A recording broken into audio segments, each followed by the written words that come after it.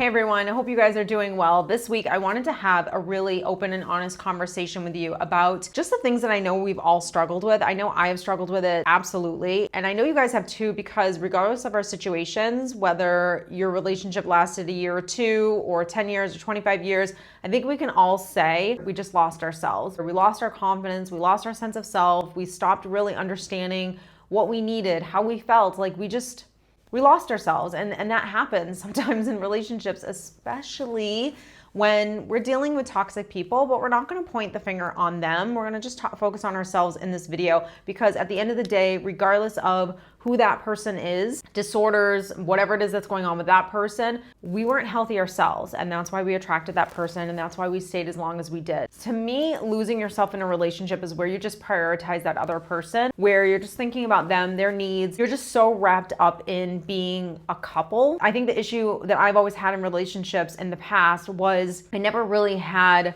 my own life in a lot of ways. Obviously, I had my own job. I had my own circle of friends. I didn't make things happen for myself. I kind of waited for life to make it happen for me. And if it didn't, then it just didn't happen. I just let things come to me, even relationships. I didn't really go out there dating, having a really good idea of the person that I should be in a relationship with, the type of personality. I just kind of always was attracted to someone, saw some things that I liked, maybe some things I didn't like, and I overlooked them and just kind of kept going. The minute I piqued interest in someone, I was always in a relationship with that person.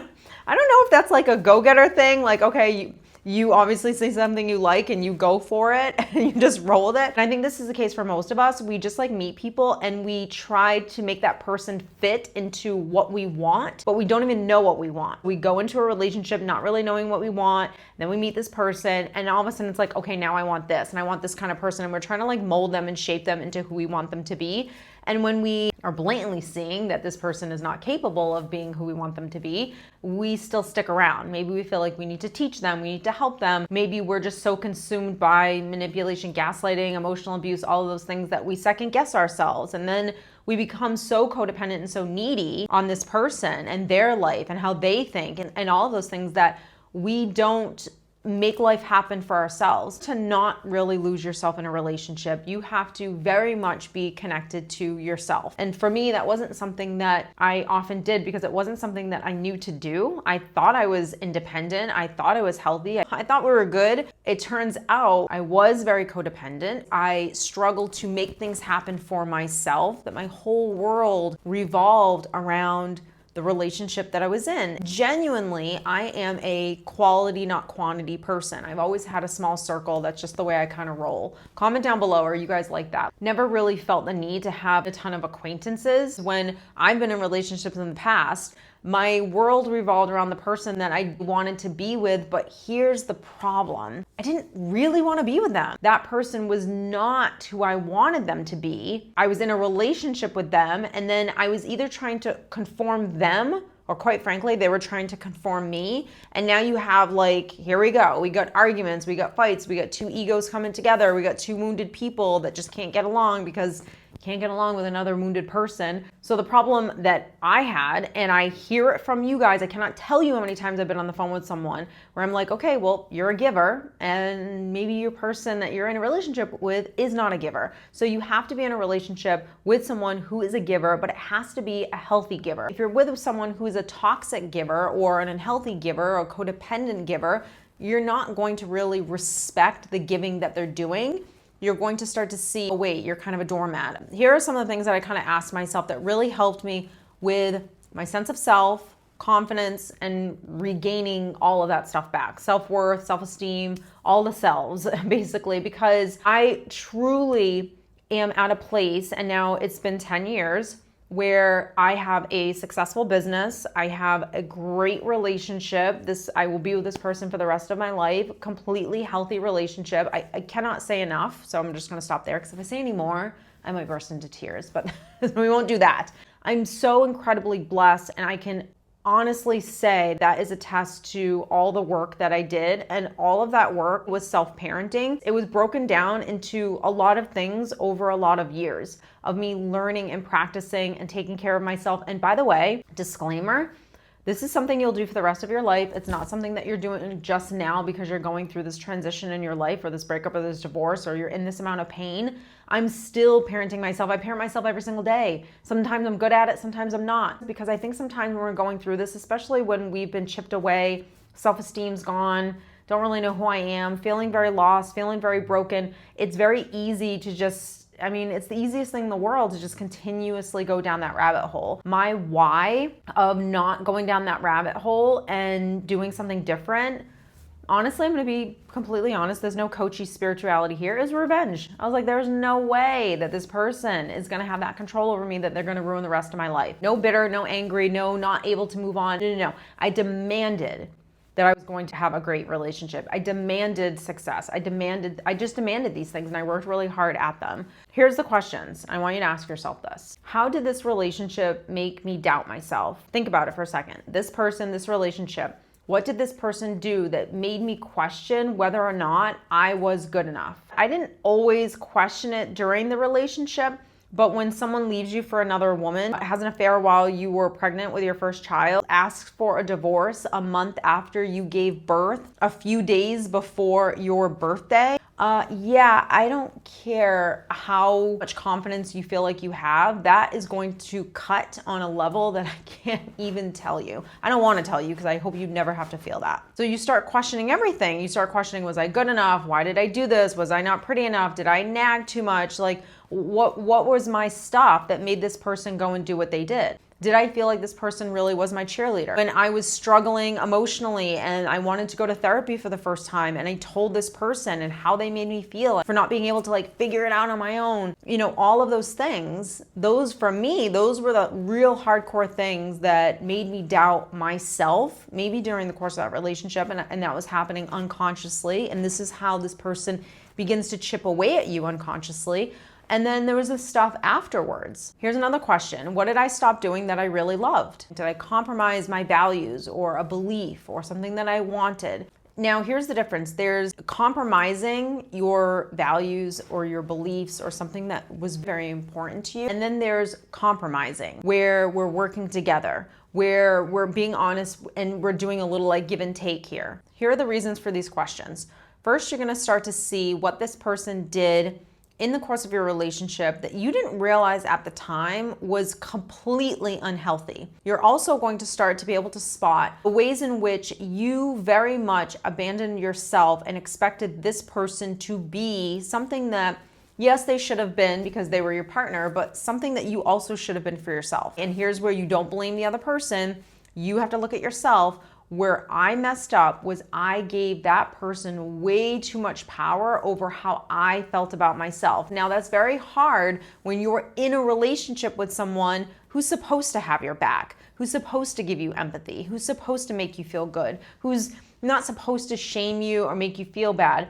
But what we forget sometimes in all relationships, not just romantic ones, is you are dealing with a person who is wounded as well. And that doesn't mean that person's narcissistic. It just means that everyone's wounded. So if everyone's wounded, you have to be able to understand, why is this person shaming you? Why is this person giving you guilt? Why are they making you feel bad? Where did you lose yourself? Why are each of us behaving the way that we do? When you've been in a relationship for a really long time, there is a narrative that this person has put on you. Does this person believe in you? Does this person shame you? Does this person make you feel good? Does this person not make you feel good? Can you be vulnerable with this person? Can they be vulnerable back with you? So there's a narrative, and a lot of the times the narratives that we have with these types of relationships are negative ones. They are ones where we feel less than because this person does not know how to build someone up. Maybe there were times where this person did build you up, but then you got brought back down. And it was just this really toxic high and low relationship where it's good, it's bad, it's bad. Maybe there was just always this underlining feeling of just not feeling like you were good enough. And some of that, maybe we can put on that person in terms of how they made you feel when you were being vulnerable, when you were going through things. But a big part of that is honestly your own self, how you felt about yourself,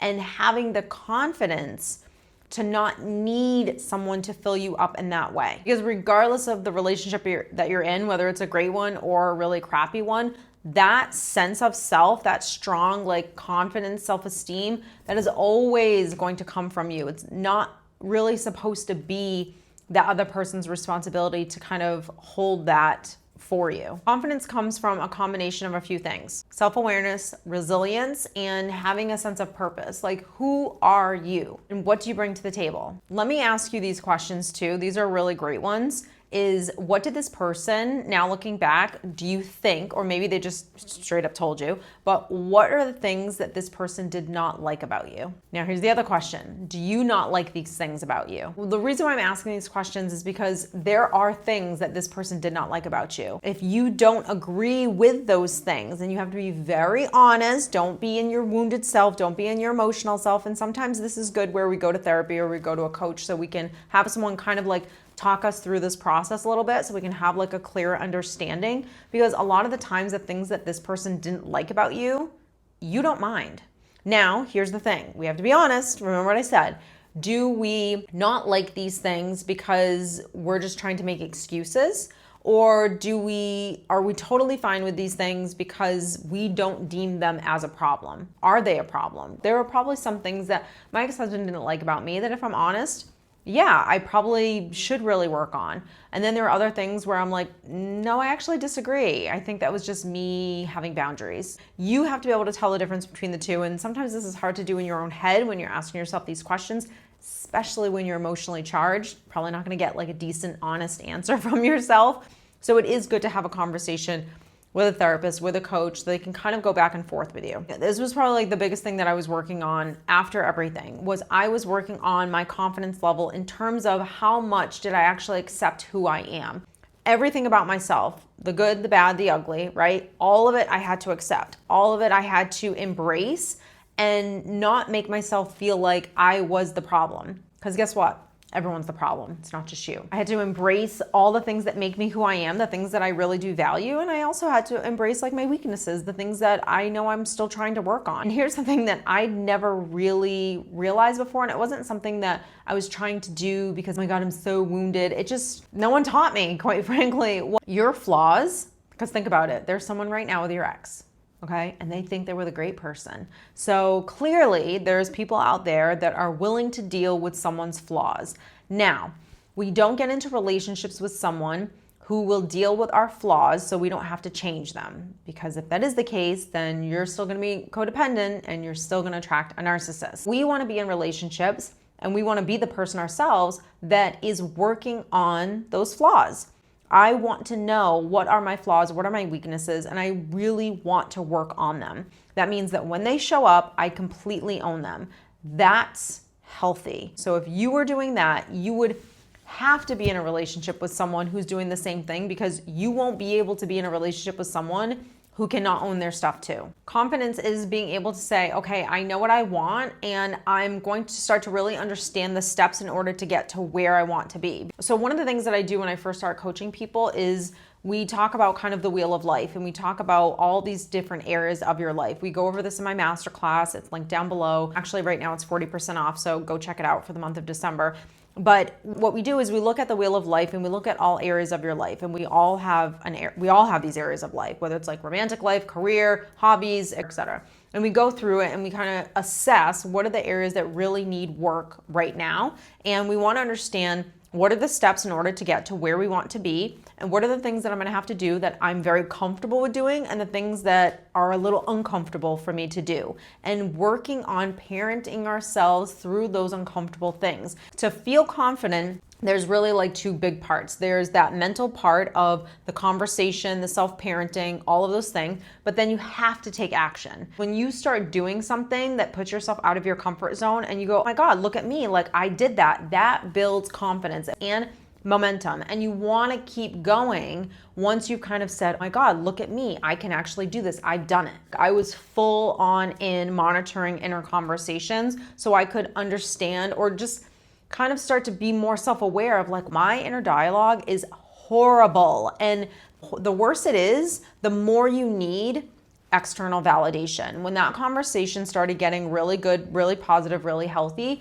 I didn't need someone to agree with me. I didn't need the validation. I didn't need the things that I was needing before that I didn't even realize I was needing. That's how twisted this game is. The more confident I got, the more I really wanted to grow, the more I wanted that relationship. I wanted to just like enjoy my life. I just wanted to have a good day. Like I started very basic. Can I have a good day? Even when something tries to throw me off, whether it's a red light, I spilled coffee on myself, my son's not going to sleep, he won't go down for his nap, my ex-husband's being a pain, like whatever it was, how quickly could I move through the emotions and the feelings that I was having so I didn't stay stuck in one space for too long. I'll tell you, start practicing that stuff, you will feel amazing. You will feel unstoppable. You will feel amazing because you realize that things that used to control how you felt are not controlling you anymore. And that's an incredibly freeing place to be. So I hope you guys enjoyed. If you did, don't forget to like, share, podcast, YouTube, social, everything's linked down below. Thank you guys so much, and I'll see you in the next one. Take care.